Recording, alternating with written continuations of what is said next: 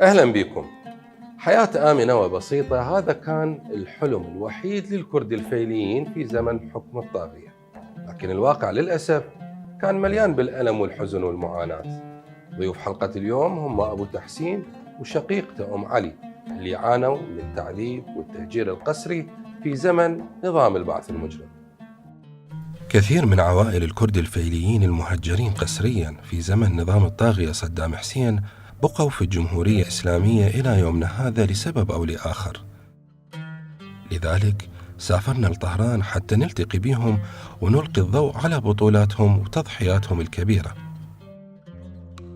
بهذه المدينة الجميلة قضينا أيام نوثق تاريخ مأساة الكرد الفيليين عن لسانهم، فهم شهود على عصر مظلم وضحايا طاغية مجرم.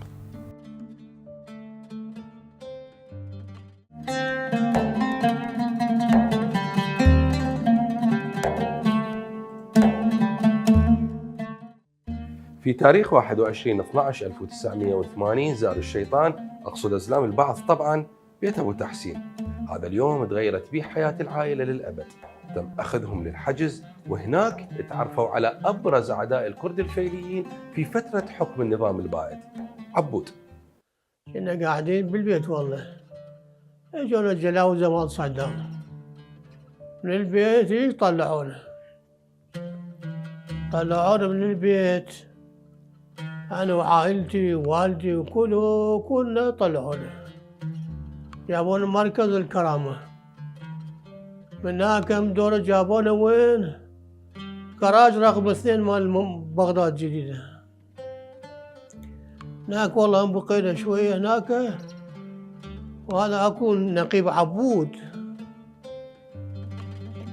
هذا يفتر حوالينا عبالك احنا مجرمين والله، اقعد روح وتعالوا جيبوا ما شنو. بعدين من هناك جابونا الزيلات مال عسكرية، زيل خلونا بالسيارات بالليل، جابونا المندلي، من المندلي خلونا بملعب والله. هناك هم اكو شرطة وضباط وما شمال جماعة صدام.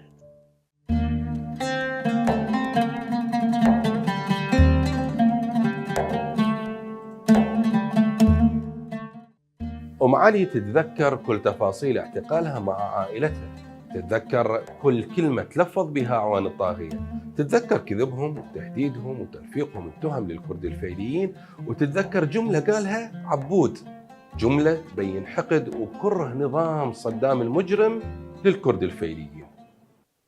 تقريبا 20 سنة يصير عمري، أنا والدي أخوي وأختي عائلته هو كله، زوجته وهذول كانوا قاعدين متغدين، وهاي يوم جمعة كان دقوا الباب علينا، خلصنا الغداء وهاي دقوا الباب علينا، طبوا الأمن كلهم طبوا علينا، يابا شكوا يا لموا غراضكم، بس نريد عندكم حكاية ناخذكم للمركز، حكاية عندنا وياكم وبعدين نرجعكم.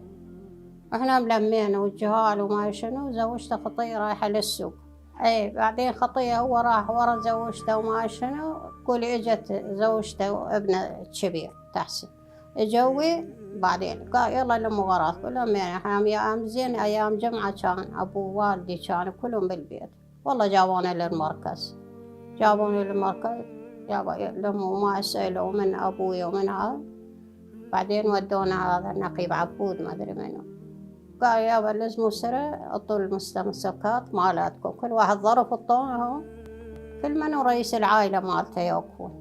والله وقفنا نطوا لأبويا قال الخطية هذولا برقبتك جهالك، خذهم يمجدهم خميني. الله شاهد احنا ما نعرف خميني، ما نعرف، اخذهم يمجدهم خميني أحسن لك.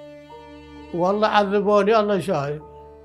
اجوا هناك بالبيت، شنو انت تقول والله يا عراقي هاي انا عندي الله شاهد 47 57 وهاي البطاقة والدفتر الخدمة هاي كلها عندي. قال لا طلعوا روح جيب المختار. ركضت ورا المختار، جبت المختار، لا ما سوانا شيء، خلينا بالسيارات يلا انتوا روحوا ايرانيين يا ايران هاي جنازتنا لحد عندي هذه الجنازه مال 47 57 هذول كله عندي. اهل المنطقه جيرانكم سووا بوقتها؟ والله ايش ما سووا الله شاهد. اصلا كل شيء لا جونا لا قالوا لنا شنو انتوا اصلا ايش ما سوينا الله شاهد. غراضكم بقت؟ غراضنا بقت بالبيت، حتى غراضي كلها بالبيت بقى. ليش ما حصلنا غراضنا وهذا كله بالبيت بقى؟ طلعونا مصاليخ الله وكيل بطلق قميص ولابس دشداشه.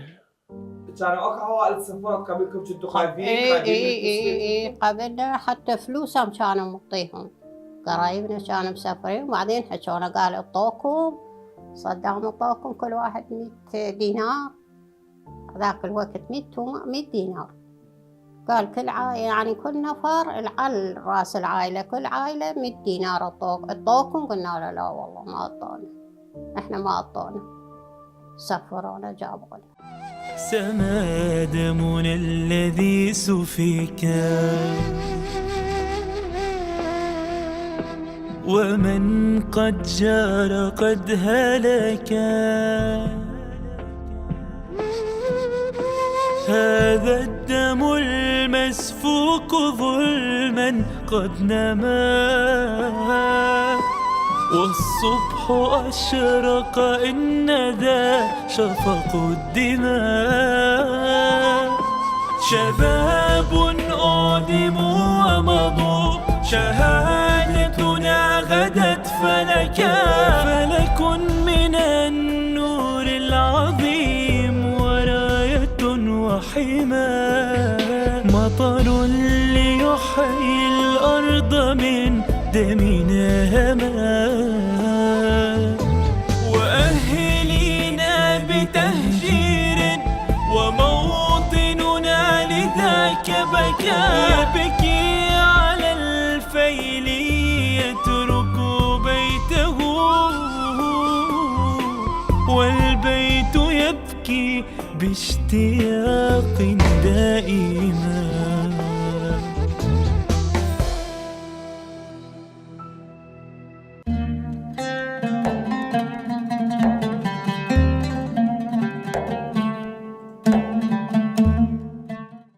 بعد فترة من الاحتجاز والتعذيب تم اقتياد أبو تحسين وعائلته للحدود العراقية الإيرانية مع عوائل فيلية أخرى بالسلاح. تم تهديدهم روحوا لإيران وإلا نرميكم.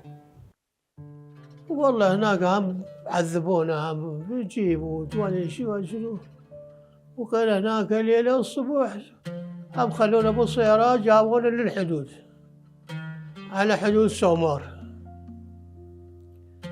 هناك نزلونا الشرطة ويانا مسلحين مالك النشمة، نزلونا هناك قالوا شوفوا هذا مركز مال العراق وذاك المركز مال إيران، روحوا إذا ترجعون نرميكم. إحنا ما شايفين الله شاهد هالجبال هذا نمشي يا باي وين نروح؟ مشينا والله اجى وادي مع الموي سومار الغميج، وكان هناك لما ما جينا شفنا وش قد جابين ذابين هناك، كلهم شياب، عجايز، مرضى، أطفال، كل ذابين هناك. بعدين والله من هناك اجونا ايرانيين 2. احنا هو ما نعرف لا فارسي ولا كردي الله وكيل، بس الكبار يعرفون الكردي. اي اجوا ياهم مسلحين، يابا شنو انتوا وين جايين هنا ليش جايين؟ قالوا والله جماعة صدام سافرون لإيران، يقولوا انتوا ايرانيين وانا هاي جنسيتي. الله وكيل، هاي جناسينا وهاي كلها. أنا والدي 102 بالعراق، احنا متولدين، احنا بالعراق متولدين. فذولاك هم جابونا على السيارات العسكرية، حبرونا من المي، جابونا وين؟ بروجرد مال إيران. وقنا والله تقريبا 2 شهرين هيك أزود والله بروجرد. دور نقلونا لأصفهان، من أصفهان هم بقينا مدة نقلونا وين؟ الجهرم بعيد قادم من شيراز.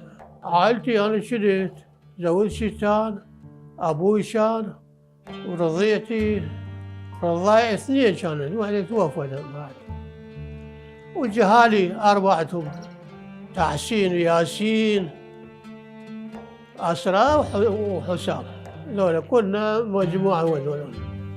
أخذوا بدارك. بعدين جابونا رقم 3 هناك أمينا خلونا ليل. بعدين بالليل جابونا السيارات مال العسكرية، ب9 من الليل جابونا مشونا بالليل، جابونا المندلي. من هذول خطية جهال صغار كانوا يجيبوا أكل نعطي للجهال، عندكم شي نعطي بابا عندنا احنا بقى الله شاهد، بس طرق العباية طلعوا برا وجابوا مثل طلعونا كليتنا، وبعدين جابوا مثل حديدة بس طبقوا على الباب طلعونا. الملك كان مو مالنا، مستأجرين كنا. جابونا طلعونا، بعد جابونا المندلي، من مندلي سومر جابونا نزلونا. بعد فوق تعرف جبال واحنا ما شايفين هيك شيء. والله جاوب هذا روحوا ايرانيين هسه يتلقوا. اجينا والله الايرانيين رحموا بينا وتلقونا وفرشونا وقعدوا الخبز الاشياء بعد جابونا للجهال وللهاي ملابس للجهال جابوا. والله بعدين هم مشونا البروجد 2 شهرين هم كنا بروجد ومطر ووفر وبرد. قالوا يابا ناخذكم الأصفهان، هنا هواي باردة تتأذوا. جابونا 6 أشهر بأصفهان بدل حرب إيران وعراق. قالوا هنا يضربوكم، ناخذكم غير مقام. يابا وين تاخذونا؟ الجهرم. 3 سنين ونص احنا جوا الخيم بجهرم بهالحرب. بعد حملنا الوضع وهالمصيبة. بعدين عندنا قرايب قزوين، والله قال تعالوا نطلعكم. إلى متى؟ متوا بعد هناي.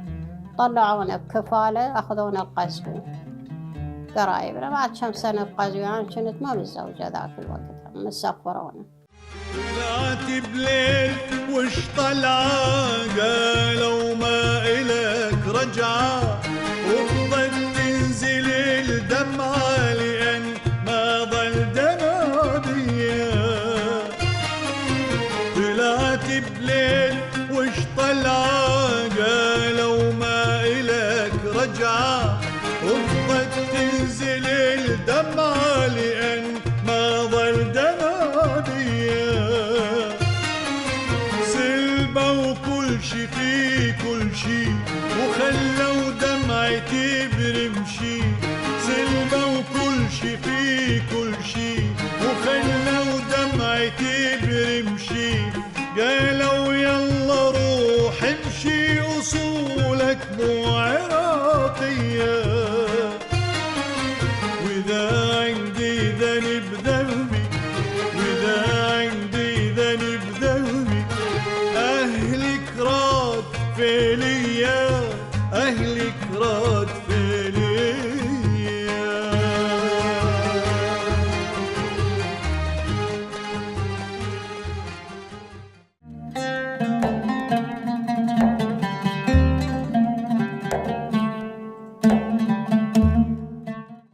رغم كل اللي جرى بيهم بالعراق، لكن والد أبو تحسين وكل عائلته كانوا يحلمون باليوم اللي يرجعون بيه لبلدهم. كريستال العراق يقول سفرونا واحنا وين، احنا عراقيين، اموالنا بقت، هاي بقت، نهار كله هجس. قلت له بابا هسه شوف والله شو يصير بينا هسه، الله كريم الله يشاهد. يقول هسه اليوم باكر شهر يرجعون للعراق. لما ما سقط هذا الطاغية صدام ويبكون اقول لك، الله شاهد كم واحد جوارينا كانوا وشياب كانوا يخلون فد مسجل ما ادري منين جايبين صغير، يخلون بكره مع سلمان منكوب خلي اقول لك، ويخلوه دق يبكون عليه. يعني هيك ما ادري شلون كنا نبكي على العراق، الوطن عزيز خو شلون ما كان. هسه وبعد احنا كم 45 سنه ايش قد احنا مشتاقين احنا للعراق. اي براي بگنا و بتوانم خوشک غیبی پناه و بامانم بی نتیشه ظلم ظالم ایل بی کسونا امید ظلمت الشویل بی نتیشه ظلم ظالم ایل بی کسونا امید ظلمت الشویل ظلمت الشویل. ای خدا ای خدا ای خدا ای خدا ای خدا ای خدا ای خدا ای خدا حق بسین.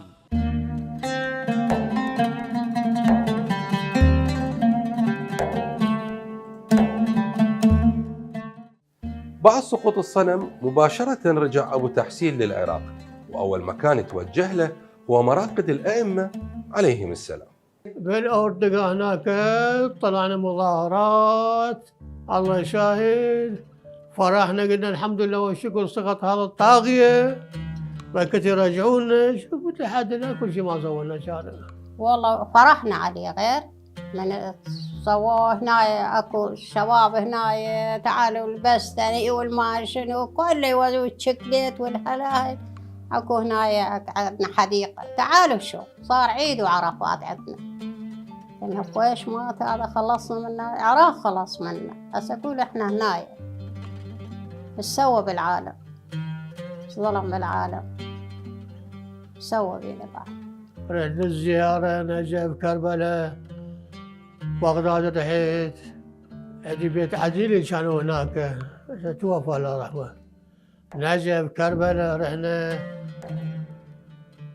كنا زران وماخذ جعاري وياي والله شاهد. اول ما طبيت أطبت. اول ما طبيت النجف ايه شلون احساسك بعد صار لك 25 سنه ما شاء الله؟ والله ايش اقول لك، يعني قلبي انفتح الله شاهد. النجف وكربلاء والكوفة هذول كلها زرناهن.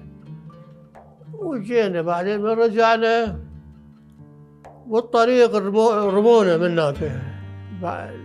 اكو ذول الارهابيين ما ادري شنو، والله قذيفتين رمونا وبالسيارة احنا، والسيارة خطيرة شامها قتلونا.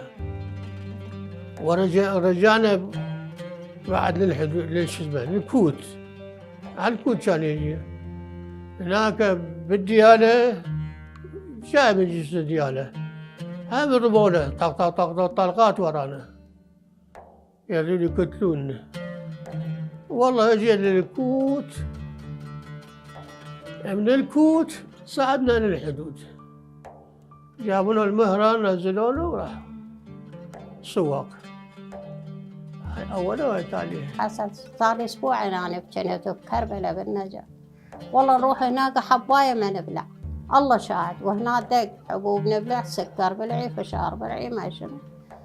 ليش ما تبيعون لك حبايه؟ احكي لي ليش؟ ما ادري، هو مال يعني مال الائمه بعد، شو اقول لك بعد فدوى اروح يعني نروح اصلا ما ادري شلون، يعني نتغير غير ما ادري شلون نصير. زين الحجي كان يحكي يعني يسولف على انه على العراق، على شيء مشتاق، يحكي لكم كان؟ هي حكينا شنو اقول لك، كله بكي الله شاهد. نقعد باب الخيمه شلون فلسطين هيك كنا، يجيبون الإيرانيين يجيبون خبز، يجيبون فواكه، يجيبون أكل مطبوخ. يعني مو قلبنا ما شلون كان نريد العراق احنا. جوارين كانوا هاي طبوا طلعة، بس من سفرونا جاوا ولا واحد من الجوارين طبوا علينا. اصلا ما قالوا هذول وين ياخذوهم وين يجيبوه، شنو هالمصيبة شنو اصلا وابدا ولا واحد طلع علينا. كانوا يخافون؟ يخافون، غير العالم تخاف. ما اجوا عليه انتوا ايرانيين. يابا احنا شنو ايرانيين؟ ابوي 3 جناسي عنده، هذا اخوي كان عنده 3 جناسي الله شهاده، كلتنا جناسي ما شايفين. يعني ايران ما شايفين، ما سامعين ايران، سامعين بايران بس ما شايفين ايران.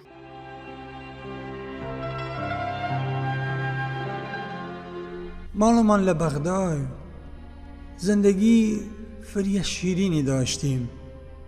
دالگم، باوگم، براگم، فری جوانی، بالا برزی، شیرینی. من فری دوستی داشتم. یه روز دان لدر مالمان چند نفری هاتن بردنه.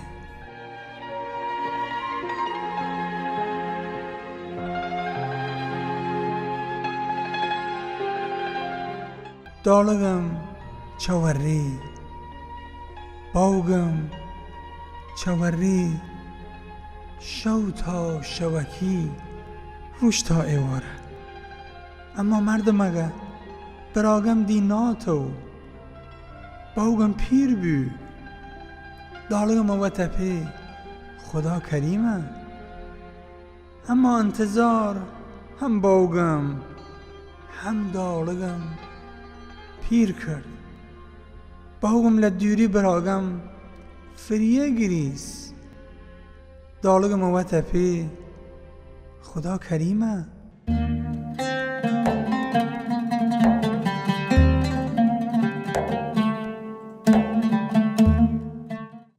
تعتقد أم علي أنه العنصرية تجاه الكرد الفيليين موجودة لحد الآن بالعراق. ما زال الفيليين يعانون في بلدهم اللي ضحوا من أجله بالغالي والنفيس. حسيتوا انه حقوقكم راح ترجع بعد ما سقط صدام؟ كان عندكم هذا الامل؟ عندكم امل حقوقكم ترجع، اللي راح من عندكم يرجع؟ يعني كان عندكم هذا الامل؟ لا والله ما قلنا من يرجع. بعدين رحنا والله انا هنا متزوجه، ابو جهاد كان اقول له روح، كان عنده سجل ايراني، كنت اقول له روح طلع جناسة جهالك درسهم زين. هسه ليش هذا الولد انحرم؟ قال لا انا اريد للعراق، انا ايران شو اسوي بيه؟ انا اريد عراق، اريد وطني. وهو توفى هنا وما شاف عراق. قبل 2003 توفى قبل السقوط؟ اي قبل السقوط. والله لي هسه ما مسويت اعمال شهداء ماله، كيف عقد عراقي ما عندي ايراني مال الشهيد الصدر هنا السفاره ما تأيدها لي. يقول لي هذا مال السيد. هسه قلت بركت اروح للعراق هناك، بركت بالمحكمه هاي يسووا لي. والدك الله يرحمه كان وزوجك كانوا يتمنون يرجعون للعراق؟ اي بس استشهدوا اي قبل السقوط. لما صار السقوط انهضمت عليهم؟ قلت يا ريت عايشين؟ اي والله لي هسه جالي يقول له ابونا كان عادي كاس احنا بالعراق كنا. لي هسه يقول له ابونا كاس احنا بالعراق كنا ما كنا هنايا. بعد انتي سويتي المعامله هذه بالعراق ولا؟ مال شهداء سويته مال رضيعتي، بس يعطونا مليون تومان انا واخويا. شهداء 2 ما حاسبيننا. ليش؟ ما ادري. من المحاسبين يا شهداء؟ هو غير مال الشهداء بالكوت. لا محاسبين يا شهداء، يعطوكم مال من الشهداء ومن المحاسبين من الشهداء؟ يعني بس واحد يعطونا، بس مليون تومان. مال منو؟ مال والدي غير. إيه؟ مال رضيعتي ما كاتبيننا، بس ذاك اليوم هم رحت قلت لهم ليش يعني بالكارت مالنا احنا قبل بالكارت شهيد يعني وما مطينا ليه هسه بس مليون تومان تعطونا. احنا نفرين انا واخويا يعني كل واحد 500 وانا ما اخذ السلفه من عندهم. ياخذون 210 من عندي. 295 الراتب مالي هو همينه حطيت 295 هو انا 295. هاي تكفي العيشه؟ شو اسوي؟ بإيران زين شويه ها. صاعد الدينار من يصعد شوية زين يساعدنا، بس البيوت مالتنا الحمد لله والشكر. رحت للهجرة ومهاجرين، قال ما يصير انت وحدك، ما نسوي ما نسجلك. يابا ليش ما نسجلوني؟ قال انت وحدك ما يصير، ما سجلوني. هيك ما يعني هجرة ومهاجرين هيك ما مطيني، ما عندي يعني فايل يمهم يسجلوني، لا. انتم عائله هجرتوا، ايش عجب ما سجلوك؟ ما سجلوني، يعني كيف هو وحد صار وعائلته، أنا بس وحدي، أبوه يتوفى، أختي توفت هنايا، يعني بقيت بالسجل مالي بس أنا. قال ما يصير ما يسجلش. لأن واحد هذا لأن واحد.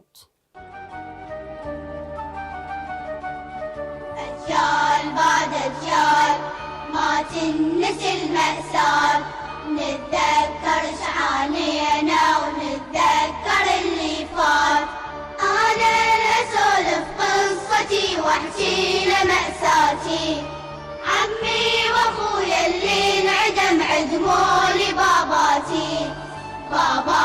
باباتي عشنا ترى بآهات، نتذكر شعانينا ونتذكر اللي فات. أجيال بعد أجيال ما تنسي المأساة، نتذكر شعانينا ونتذكر اللي فات. سفروني من ناني طفل وهجروني هالأوقات، عشنا بمنافحنا غصب عن الوطن أبعاد. احنا بعاد هاك اسمع الصرخات، نتذكر شعانينا ونتذكر اللي فات.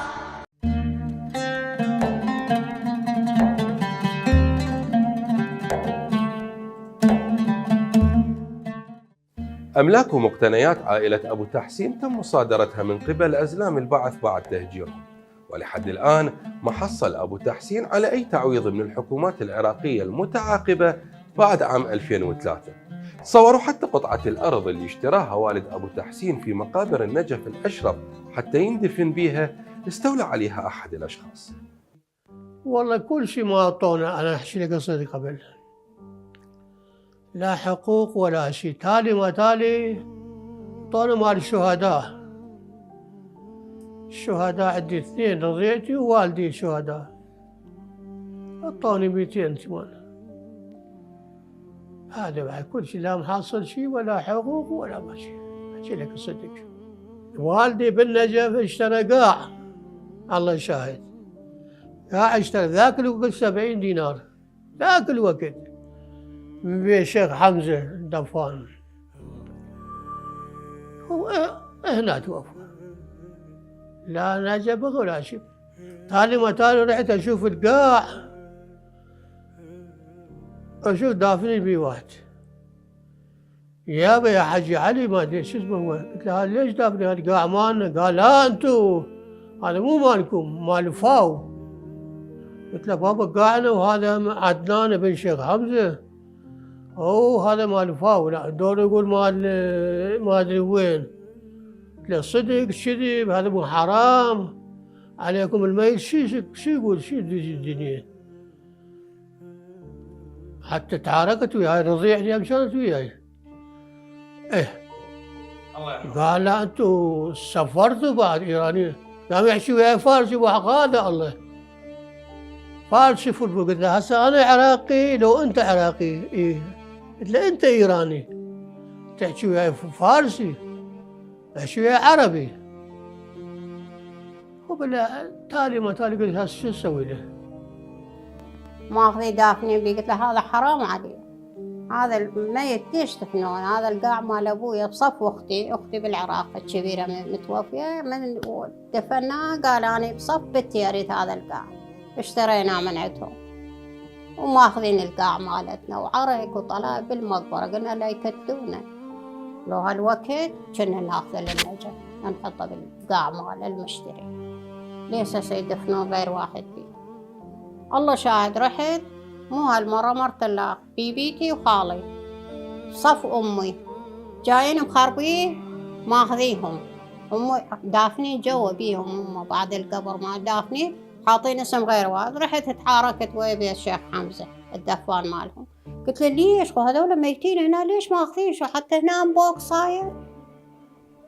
قال له هذا من مسوي؟ قلت له شو مدري غير انتو الدفان شلون؟ قال لي لا انا مو انا. قلت له انت شلون مو انت يا عيني؟ انت الدفان ماله وانت جايب وانت مسوي اسم غير واحد وماخذ. انت هنا بايق القبور هذول مدفونين جوا اثنين، بيبيتي وخالي ليش ما عندهم احد؟ انت جيت هيك تسوي تبيع غير واحد؟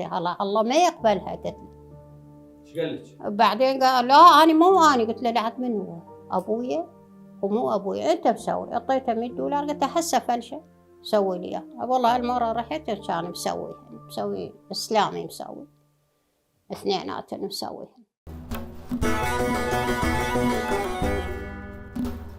هوار صد هوار هوار هواره جرهار لندس اردی تتاره لمال کرده فیلی بیتار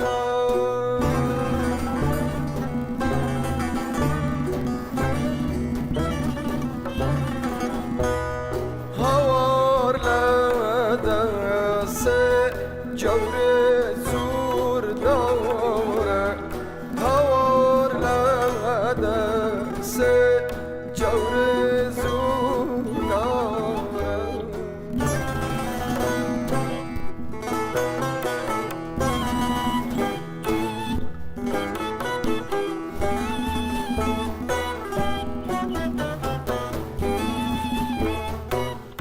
والله إيه كل مظلومين ولا شيء. يا هسه احنا هنايا من الكراد غير ما هنايا بإيران يقولون عربها. نروح العراق يقولون انتو إيرانيين. يعني احنا ما لنا مكان فت واحد كبير واحد هاي.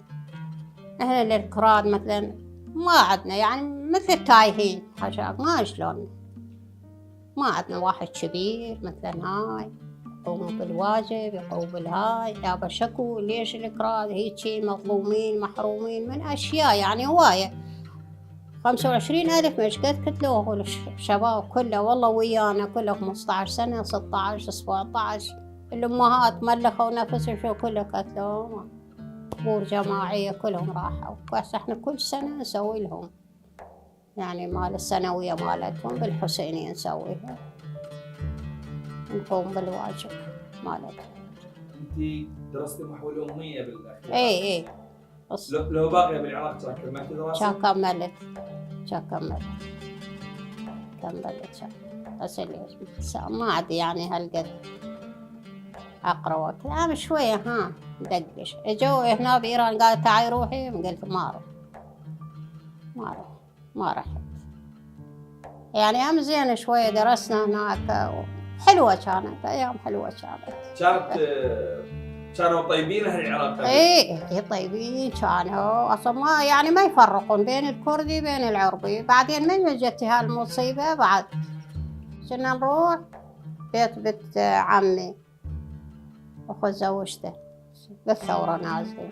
كنا نروح يقول يجوا الايرانيين يجوا نطلع برا ايرانيين نروح للسوق ايراني بابا شيء احنا عبايه وكلها عربيه يعني وين لا ايرانيين مبين من خلقتكم مبين. رحنا للكاظم هم انا جهالي كان وياهم يجوا الايرانيين يجوا. قلت حبيبي تعال اقول لك شنو مكتوبه هنا احنا ايرانيين؟ وين ايرانيين؟ اخو احنا عراقيين. قال لا مبين عليكم خاله انتم مبين عليكم ايرانيين. راح واحد شي يقول له ايرانيين. الحكومه والله انا قاعد اشيلك الصدق الله يديمها الله ان شاء الله ينصرهم شوي بكت يديروا بالهم على الشعب العراقي. هسه احنا والله هيك سافرنا على الشعب العراقي يديروا بالهم. هاي المصالح هاي الشوارع هاي شو اسمه يكون يعمرون العراق. ليش هيك العراق ابو الخيرات الله شاهد. العراق خيرات نفط غاز. هذا الزيبك اللي بالعماره ليش ما يستعملوه؟ هاي كل اللي حد الان كل شباب برای بی گناه و بی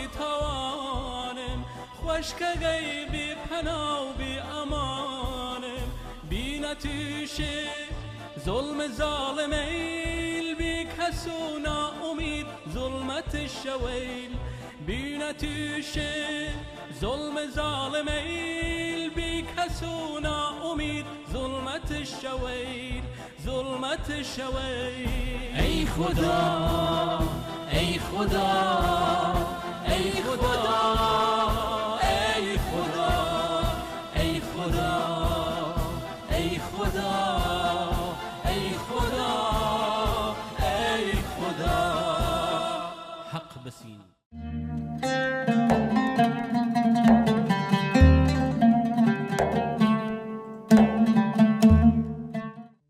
والد أبو تحسين نفوه مرتين، في حياته مرة وبعد وفاته مرة أخرى. الأمل بغد أجمل وبحياة أفضل لأبنائهم، هذا هو الحلم الوحيد للكرد الفيليين.